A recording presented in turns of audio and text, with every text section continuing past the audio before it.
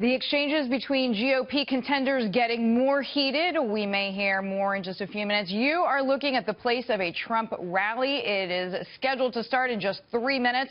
All candidates, though, getting in their last day pitches before Super Tuesday. With me now, Ed Brookover. He is campaign manager to presidential candidate Dr. Carson. Thank you, Ed, for the time.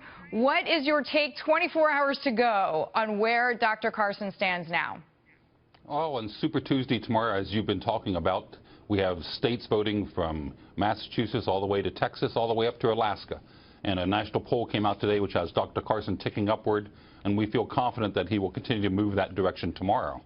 Okay, so Ed, I need to ask, Dr. Carson and Governor Kasich have really been the least aggressive. As you've been hearing, there's been a lot of fur flying, no other way to say it, among some of the other candidates. Is this part of your plan for Dr. Carson and Dr. Carson's plan for himself? Well, when Dr. Carson first announced his presidency almost a year ago, he had two main principles he wanted to pursue. First, a return to our Constitution, and second, he believes that the reason problems are not being solved in Washington is that the political class too often gets caught up in fights and not searching for solutions. Okay, and I know that he wrote a very well-written op-ed here for Fox News talking about the nastiness and talking about the fact that this is not what he sees as the promise of the world's greatest democracy. But what is the next step for him, for the campaign? He has a range of about 6 to 10% of supporters with him.